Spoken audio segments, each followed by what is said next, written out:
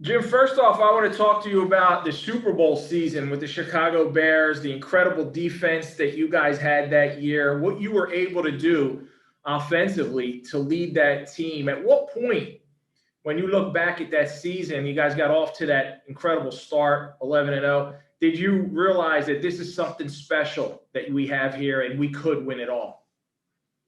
Well, I think that started late in 1983, actually. We weren't very good in my first 2 years, 82, 83. Uh, but I think we won 7 of the last 8 in 83. Then in 84, of course, we went to the NFC Championship game. So we had a good football team. So coming into 85, we expected to win.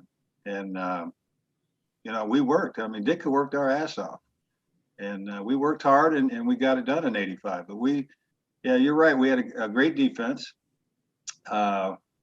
It was a fairly new defense at the time. Buddy was just kind of implementing. He'd been trying to implement it for years, but he just didn't have the players to plug in there because you've got to have some skilled players on that defense, especially your cornerbacks, which didn't get enough credit, I don't think. We had Leslie Frazier, who's now with the Buffalo Bills, doing a great job, but and Mike Richardson at the corners for us.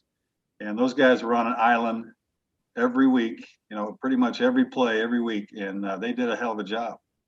Luckily the front seven usually would get to the quarterback anyway, but if they didn't, these guys made great plays. Leslie was still, I consider him the best cornerback that I've ever seen. I went up against him for, the 4 years before he got hurt in the Super Bowl, and I thought he was the best corner I'd ever seen. It was unfortunate what happened to him in the Super Bowl. What were those practices like? Because you got Mike Singletary, right, at linebacker, Wilbur Marshall, those guys. When you're lining up against your own defense in practice, what were some of those practices like? You got any stories from those times? Well, we played pretty much 4 games a week. Wednesday, Thursday, Friday, we always had pads on. Every situation was a live situation. There was no buddy periods where, hey, this is what we're going to do. Take it easy on me. Everything was live. Mike Ditka and Buddy Ryan were feuding pretty much every day, and so they took it out on us. And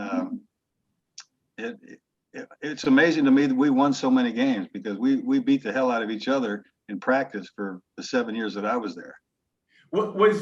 We look at that and from the outside, looking at that feud between Buddy and Ditka, like it couldn't be that real. It couldn't be that bad. But you lived it.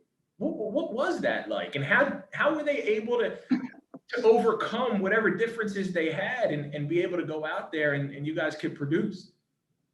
Well, it was really a tale of two teams. They did their thing, we did our thing, and we came together on Sunday and won. And yeah, it was very real. I think Buddy thought he was going to get the head job in '82, and all of a sudden Mike Ditka is the head coach. It was my first year as well, and so I entered into that the same time Ditka did. Yeah, he didn't. I think he knew about Buddy Ryan, but I just remember defensive guys telling me that Ditka walked into a defensive meeting one of the first days, and Buddy says, "Get the hell out of here! I run the defense." And so, there was really no respect for the head coach on the defensive side, I don't think. And Buddy, I think George Halas had given Buddy a lifetime contract, so he knew he couldn't get fired. And I think he took good advantage of that. You think Ditka got a little irritated or bothered when the defensive guys carried Buddy off the field after you guys beat the Patriots in the Super Bowl? I don't know if that bothered him or not. I think it was a great tribute. I mean, Buddy was a hell of a coach. He changed offensive football in the NFL because, the West Coast offense came into being because if you didn't get rid of the ball in 3 steps, you're going to get hit. I mean, that was his philosophy. He wanted to take the starting quarterback. If he wasn't out by the first quarter, he was pissed off at his defense. He was there in Philly with you. You saw it. I mean, yeah. The feud that he had with the Cowboys and the kicker there. And I mean, well, as a kid, I fell in love. Used to hold some grudges. And I fell in love with football watching that defense. So it was pretty cool. when I look back at that Super Bowl, I remember Walter Payton. You guys had, I think, 4 rushing touchdowns. Suey had one. You I might have had two. two, right? You had two, I and had the two. fridge had one. And I go, oh shoot! In a blowout like that, like Walter didn't get, and I don't think he was the kind of guy who would say anything to anyone about it. Did you ever feel like, darn, we didn't give him the ball to get in the end zone, or did you never? It didn't even matter to him. Well, no, it mattered a lot. I found that out, years and years later that it mattered that much to him. Uh, at the time, we came in at halftime yelling, "Hey, let's put 50, 60 on these guys." And Dick is like, "Yeah, let's do it." And I think we were all out of the game or most of us were out of the game in the fourth quarter. And, Walter carried, I think, 27 times in that game. And I think he could have carried it 100 and not gotten in because that was their focus. That was their whole focus. They talked about it all week. We stop Walter Payton, we win. And they did a good job of stopping Walter, but we had a lot of talent on offense. And, he opened up the way for a lot of guys to, do what they did in that game. And so him not scoring, to me, doesn't belittle him at all. I mean, he was a great football player. And because of his greatness, that's why we were able to do what we did on offense that day.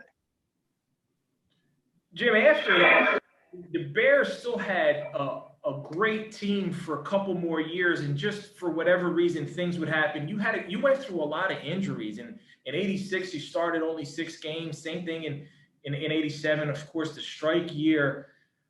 Why do you think you guys weren't able to, with that team still intact? I know Buddy left and Buddy went to Philly. Weren't able to get another one. Well, in '85 we were 15-1. Yeah. '86 we were 14-2. We had the best record in football again. It wasn't like we went away.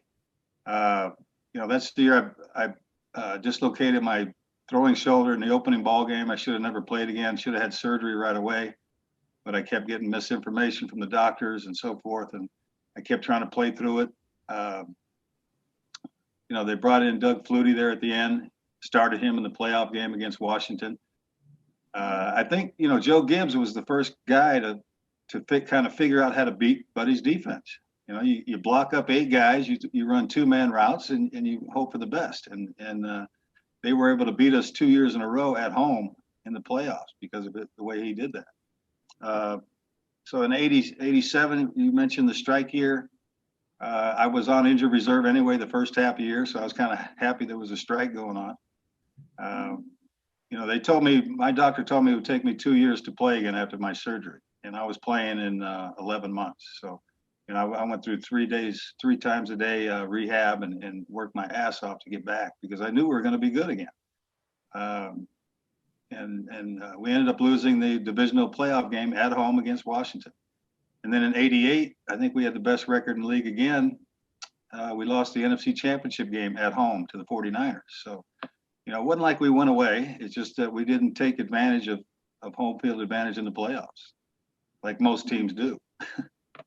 You mentioned the shoulder. You went through so many different injuries throughout the course of your career, concussions, right? You had all of it. Guys don't play now through some of those injuries that you suffered. Like I was reading stories about you when offensive linemen had to pick you up and put you back, like in the huddle, and they can't hear you. You're having trouble breathing. Like when you think back about that and you go, like, I mean, that's the epitome of being a tough guy. Do you have any regrets, Jim? If there was any way that I could walk out on that field and play, I was going to play. Whether it took shots, pain pills, I was going to play until I couldn't play anymore. I hurt my kidney in '84, got the bottom third of it torn off. I played one more play in that series. Then I sat there through halftime and started the second half. And so, that's just how we did it back then. And plus, we weren't getting paid a hell of a lot. A lot of my contracts were incentive laden, especially after I left the Bears. I would sign 1-year deals with everybody, and a lot of it was incentive. And so I had to play. I had 3 little kids at the time, and like I said, I was the fifth player taken in the first round from the Bears, and I was making less money than some second rounders. So I wasn't getting paid a hell of a lot. So that's the reason I got out there and played. I didn't care. I had a broken throwing hand in 1984 before it hurt my kidney. So for 6 games, they would shoot my throwing hand, and my hand would be numb. I'm throwing the ball end over end, and people are, saying, "Hey, how come you can't throw a spiral?" I said, "Well, I can't feel the ball for one." But we weren't allowed to tell the press back then, what was going on. I had a broken hand, and they told me it was a bruise. I went to the hospital the night after I broke it, and the guy says, "Your hand's broke." And I said, "I knew it." And so they casted it. I showed up to practice the next morning, and they were all over me. "You got to cut that off. You can't let anybody know you're hurt." Oh. I said, "Well, they're going to figure it out eventually when the ball's going like this, like it was." And I finally said, "Hey, I can't feel my hand because it's been shot 6 weeks in a row. I'm lucky. I'm getting it there. It's not looking pretty, but it was getting there." I remember a game you played against the Browns when you got to Philly. I think you threw for over 300 yards. But what stood out to me was your elbow or your shoulder. I don't know what hurt so much, but you made a comment afterwards that it hurt so bad. You had a ponytail at the time. And one of the offensive linemen, Ronnie Heller, he had to put my tail in for me. What was going on? What was that? Well, again, the team doctor was telling me I had tendonitis in my elbow, and I found out later it was broken 2 places, and one of my tendons was down in my forearm somewhere. And so I remember getting there to Cleveland Stadium that morning. My elbow was almost as big as your head, and it was just because they shot it on Friday practice to see if I could play, and then it didn't react well, or I hurt it more, and it was huge. And the trainer was massaging it and putting all this, his grandma's concoction on there, mustard root, all this kind of stuff to try to get the swelling out. He got it down about halfway, and then they shot it up, and I played. I mean, that's, like I said, that's the way we used to do it. And didn't start out real well. I remember we got down, it was 24, 23 to nothing at the time. And we ended up coming back and winning that game. But I don't remember a lot of it because I had a bunch of painkillers in me. And like I said, they shot the arm up. It was numb until I got on the bus back to the airport. Of all your accomplishments, I don't know if you even know this one. You won 25 straight starts at one point in your career. I think it was 84 to 87, somewhere in there, including the playoffs and the Super Bowl. I know Peyton Manning went on and won 23 regular season games, but he lost a wild card game. So you had 25 straight wins. Is that one of your favorite, most greatest accomplishments, or is it the Super Bowl season? When you look back, which one is it? No, winning was always the most important to me. I didn't, stats were, I would have loved to throw the ball, 400 yards a game like I used to do in college, and 5 or 6 touchdowns a game. But winning was the main focus, and I was proud of my winning percentage. I mean, like I said, we weren't very good early on in Chicago. We won some games we probably shouldn't have. I would have liked to stay healthy to get all those wins that we had when I wasn't playing. And, we talked about the Eagles a little bit. In 91, we should have won it all. I mean, hell, we had the best defense in the league, and we finished 10-6 and didn't go to the playoffs. So I kept going to spots where I thought we had a good chance to carry on and get to the Super Bowl. And, from Philly, I ended up in Minnesota, went to the playoffs there. And then the next, 3 years was kind of boring. I did pick up another ring with Green Bay in '96. That was kind of nice. But, I would have rather played than sit there and watch the other guys. What was that dynamic like when you first came to Philly and Buddy brings you in as a backup to Randall? And before that year, before the 91 year where you had to play because he tore his ACL and they went 8-3 with you and the defense and everything. The year prior, you guys make the playoffs, you lose to the Redskins, and he put you in for a series. Remember that? He put you in for a series. It was a 20-6 game, 26 loss. What was your relationship like with Randall? He's grown and matured a lot since then.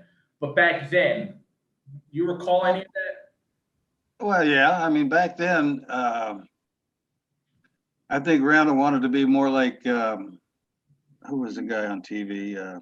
Arsenio Hall. You know, he had his own TV show. You know, he cut his hair like him, and he really enjoyed that part of it, the limelight. You know, he was a hell of a talent. I mean, that guy could throw the ball over the stadium. He could kick it. He could run. But offensive football has got to be structured. You know, if one guy screws up on offense, your play's not going to work. Defensively, you know, one guy can screw up, but they're such great athletes they can make up for it. But if one guy screws up on a play on offense, you don't have a good play. And you know, Randall liked to do, you know, run around and do his own thing. And it's tough to play consistent football like that. You're going to make some big plays for sure, which he did. But you know, it's going to hurt you come down the road when you have to make, you know, you have to make the plays you're supposed to make. You mentioned and his personality and Arsenio and that kind of thing. You were a character, man. I mean, people like you would. There was always one controversy after another involving Jim McMahon. Obviously, the one that stood out to me, and you know, you might get a kick out of this. So, as a kid growing up in Philly playing football, I lived across the street from a park. We'd go out there, and then you show up with the headband and then the Roselle thing, and then all of a sudden we're playing touch football, rough touch football, tackle football. We're all wearing headbands because a guy in Chicago, not even in Philly, a guy in Chicago, Jim McMahon's doing that and doing it to the commissioner of the NFL. What was all of that like? What was that experience like? What was the fun, you know, that you had? I know Roselle sent you, he didn't rescind the fine, but he said that was funny as hell that you said that you wore a headband with his name on it. Well, I was trying to make a point. I mean, I found out later they didn't really have the right to fine me the first time. Wow. You know, I had been wearing that headband for a year, at least a year, and nobody said a word to me. And I didn't realize at the time the Adidas wasn't paying the NFL. That's why they got mad at me. And they said I was giving them free advertising. I said, no, I'm not the one zooming in on my head or my shoes or whatever else I've got on that was Adidas. But, you know, I did those things and people thought I was nuts, but I always understood the game. You know, I understood offense and defense.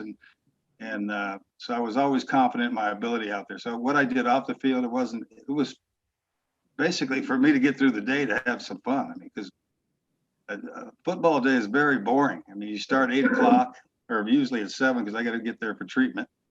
And then you sit in meetings for a couple hours, you know, and then you go out and you do your little walkthrough, then you come in and have lunch and you go back into meetings and you go back to practice. And, you know, it's an 8 to 5 job or 8 to 6.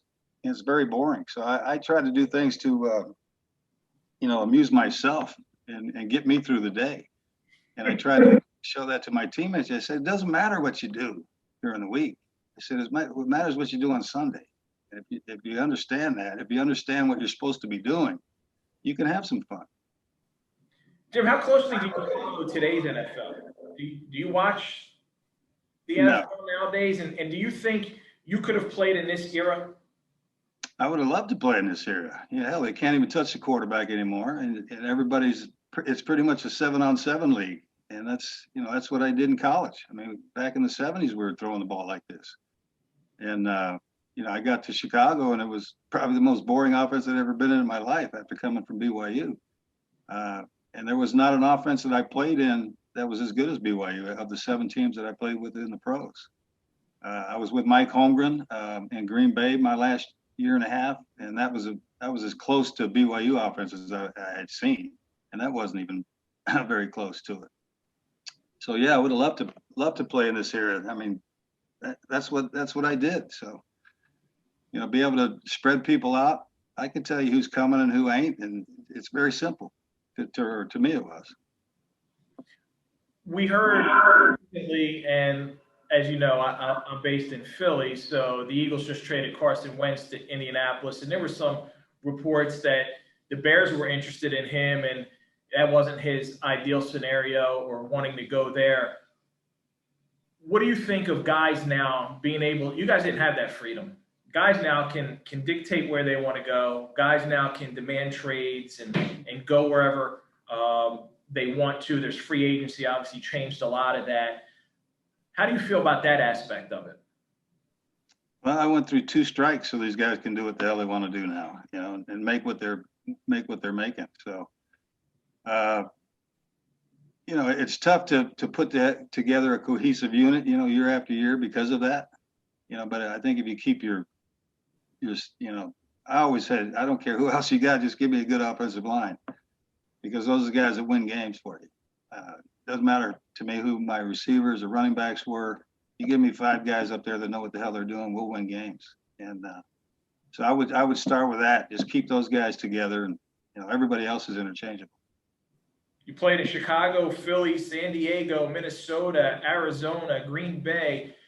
Favorite team Don't forget Cleveland. Cleveland, yeah. 10 really fun weeks in Cleveland with that guy, whatever the hell his name was. What was your favorite city to play in, fan base, when you look back at it? And Bears have a really rabid fan base. Philly's got a passionate fan base. Minnesota's got their, where did you enjoy the most? Well, everywhere I got to play, because no matter what city you're in, it's pretty much the same during the season. And like I said, you get to work at 8 or 7 and you get home at 6. There's really not a hell of a lot to do. I enjoyed San Diego because of the weather was great. I enjoyed Arizona. When I played for Arizona in '94, I said, this is where I'm going to live when I retire. And that's where I'm at now. Moved out here 11 years ago. This dry heat feels good on the body. Don't do humidity well. Don't do the cold well. So this has been a pretty good spot. During your career and after, I know there was, obviously, with all the injuries, concussions, everything you had, was there an addiction to painkillers? Were you taking too much? And what happened? How did you eventually get out of that? Oh yeah, I was eating at least 100 perks a month just to, function, get out of bed, get to practice. As a player or after? As a player, and then after for about, I'd say at least 5 years. So probably early 2000s is when that's the last time I took a painkiller. When I moved out here to Arizona, I got my medical marijuana license, and I've been exclusively using that since. My body feels a hell of a lot better. My mind is a lot clearer. And that's, it's a medicinal herb. I mean, we're supposed to be using it. And so, yeah, it's done me wonders. I spoke to director Stephen Wallace last week about the documentary that he's doing, Mad Mac, The Memory of Jim McMahon, and it covers your life in and out of sports. When you were approached with that, what did you think? Because to me, it's a really cool thing to see. Well, he contacted me and he said he wanted to do a different version of all the other things that has been recorded about me, I guess. So what it's going to look like, I have no idea. He filmed here for 3 days at my house. I know he's talked to a bunch of my ex-teammates, some other people, like Joe Namath, I believe, Bill Murray, guys like that.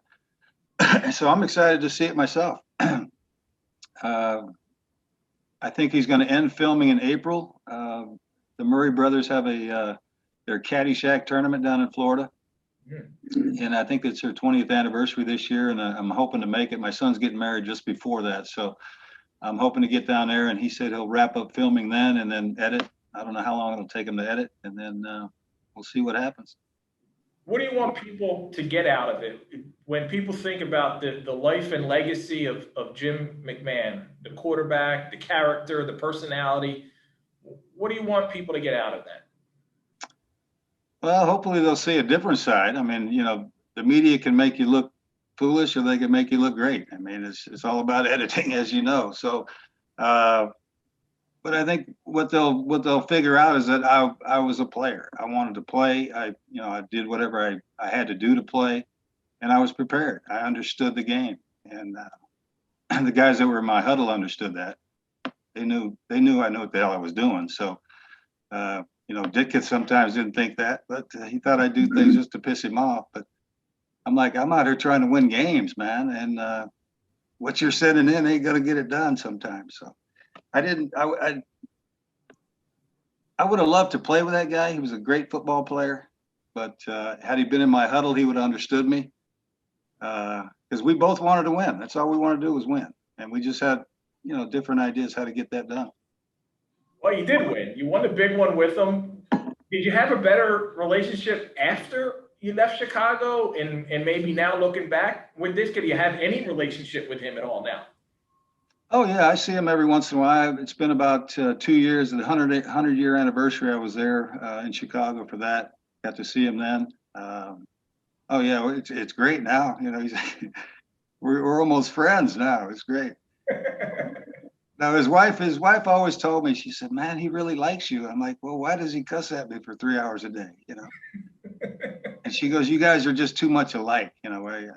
Like I said, well, we both want to win and we'll do whatever it takes to do that. So hopefully that's what the people will get out of this, that, I was a winner. I just wanted to play ball, win, and have fun at doing it. Like I said, you can have some fun in this if you understand what you're doing when it's game time.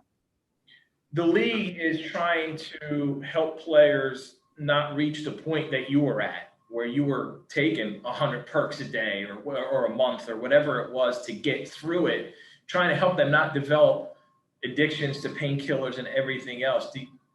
When you see what's happening now, is it encouraging to you that they're taking these steps to make sure players don't go through that? Well, I've heard they've changed the rules now. I don't know if guys can use marijuana or not, but I think it's headed in the right direction. But big pharma's tied into everything. They don't mind these guys taking because they're giving them free probably, and they don't mind taking them, let them take that. But when the guy goes home and he can't sleep at night, why can't he just relax and have some cannabis and be able to sleep? I used throughout my whole career. I never failed a drug test. We always knew when our test was going to be. It was going to be when you came to training camp, right? So the guys that enjoyed marijuana, I've been using since 1973. So I never knew how good it was for me until I met these doctors.